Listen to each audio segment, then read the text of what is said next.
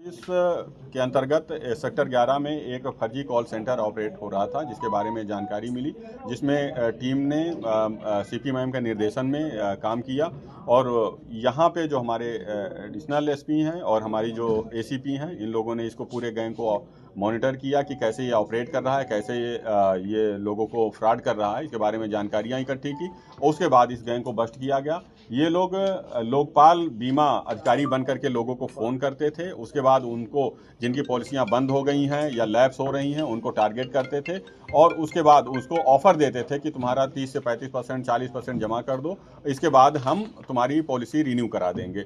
Renew कराने के नाम पे या रीऑपरेट कराने के नाम पे ये पैसे एक्सटॉर्शन करते थे। इन्होंने 30 से लेकर के लगभग 10 से 12 लाख रुपए तक किसी किसी से वसूला है, किसी से 30,000 रुपये। जैसा जैसा विक्टिम फंसता जाता था उसी हिसाब से इनका एक्सटॉर्शन बढ़ता जाता था। कई सारे विक्टिम के बारे में अभी तक प्राइमा फेसिया जानकारी मिली है, 10 से 12 लोगों के बारे में, बाकी अन्य के बारे में जानकारियां की जा रही हैं। इसके अलावा ये 4 मुख्य अभियुक्त हैं जो गिरफ्तार हुए हैं इनको, और इनके पास से 16 मोबाइल, 1317 प्रपत्र और एक बैंक अकाउंट और अन्य डिटेल प्राप्त हुए हैं, जिनके बारे में विधिक जानकारी की जा रही है।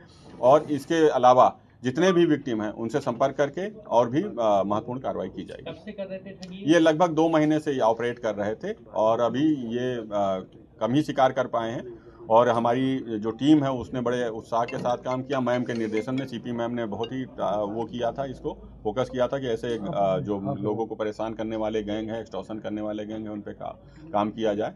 तो ये टीम ने काम किया है और बहुत ही अच्छा हुआ। जिन लोगों के साथ ठगी की है वो दूर दराज के रहने वाले हैं, एनसीआर के? दूर दराज के लोग हैं ये, चूंकि काफ़ी बाहर के लोगों को टारगेट करते थे जो डायरेक्टली या तत्काल रूप से संपर्क ना कर पाए, और प्राइमा फेसिया ये मिनिमम अमाउंट से शुरू करते थे, कम पैसे का ऑफर करते थे कि आप 30,000 दे दीजिए, 25,000 दे दीजिए, 20,000 दे दीजिए, इतने में हम आपकी पॉलिसी शुरू करा देंगे।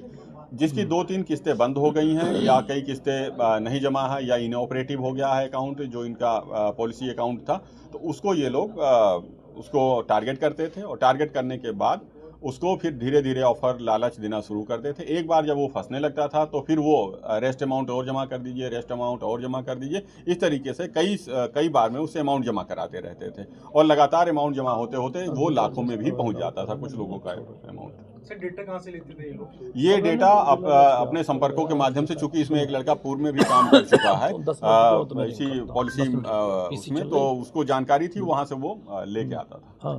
ठीक है सर।